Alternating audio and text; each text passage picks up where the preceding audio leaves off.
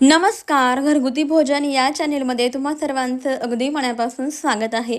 आज आपण मिक्सरच्या भांड्यामध्ये कारली घालून अतिशय भन्नाट अशी रेसिपी बनवतोय, जी की तुम्ही याआधी कधीच बनवली नसेल आणि ज्यांना कारली आवडत नाहीत ना, ते सुद्धा अतिशय आवडीने खातील अशी ही रेसिपी आहे.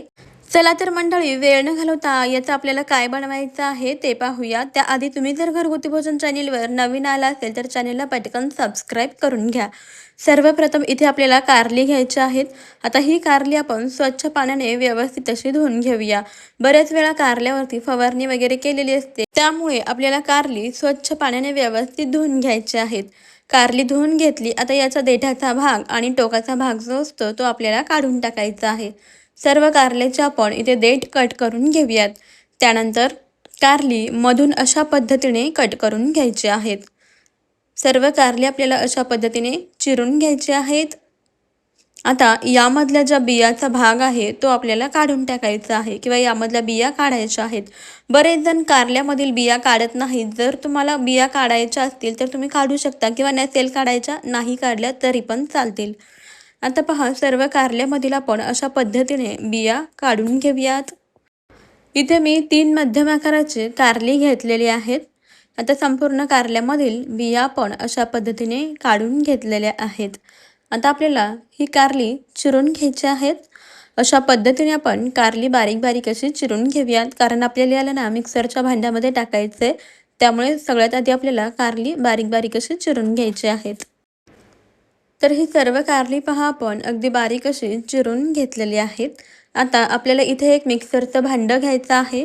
त्यामध्ये चिरलेली कारली टाकायची आहेत आणि आता मिक्सरचं झाकण लावून आपण कारलं मिक्सरला बारीक करून घेऊया.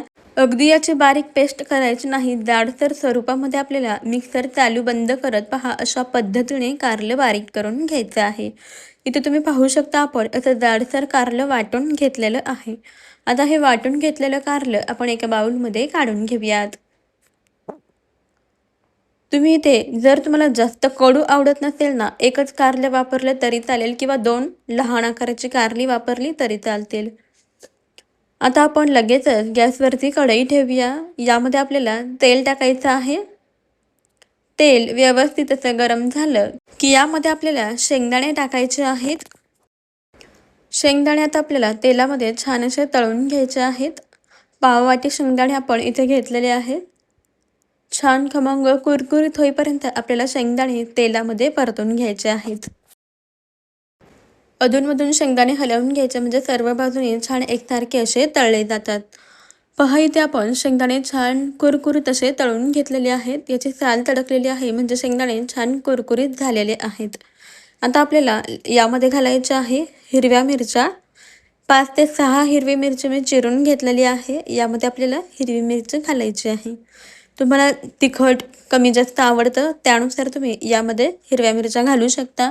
त्यानंतर 5-6 लसणाच्या पाकळ्या घालायच्या आहेत. आता आपण मिरची यामध्ये व्यवस्थित अशी परतून घेऊया. छान खमंग असं आपल्याला हे सर्व साहित्य परतून घ्यायचं आहे. पहा, इथे आपण मिरची आणि लसूण सुद्धा व्यवस्थित असं तेलामध्ये परतून घेतलेलं आहे. आता आपण हे सर्व तळलेले साहित्य थोडं साईडला काढून घेऊया. कढईच्या एका बाजूला करून घ्यायचं आहे. आणि आता या तेलामध्ये आपल्याला एक छोटा चमचा जिरे घालायचे आहेत आणि जिरे छान असे फुलू द्यायचे.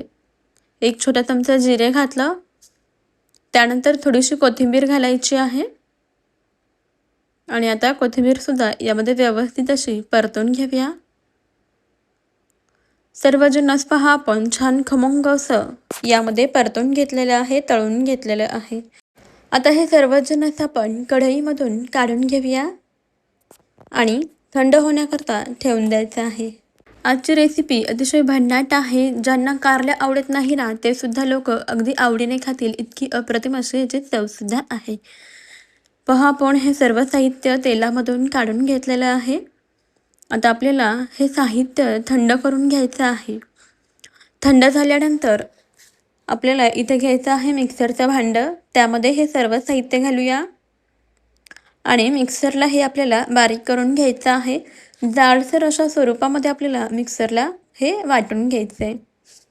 पहा, इथे आपण जाडसर स्वरूपामध्ये हे बारीक करून घेतलेलं आहे. जास्त बारीकही करायचे नाही, व्हिडिओमध्ये दाखवते तशा पद्धतीने भरडसर अशा स्वरूपाचं आपण हे बारीक करून घेतलेलं आहे. आता याच कढईमध्ये आपल्याला वाटून घेतलेलं जे कारलं आहे ते घालायचं आहे. कढईमध्ये अगोदरच तेल शिल्लक होतं, त्यामध्येच आपण हे वाटलेलं कारलं घातलेलं आहे. कारलं घातल्यानंतर गॅस आपल्याला अगदी बारीक ठेवायचा आहे आणि हे कारलं व्यवस्थित असं परतून घ्यायचं आहे. कारलं तेलामध्ये आपण छान असं परतून घेतलेलं आहे. आता आपल्याला यामध्ये चवीनुसार मीठ घालायचं आहे.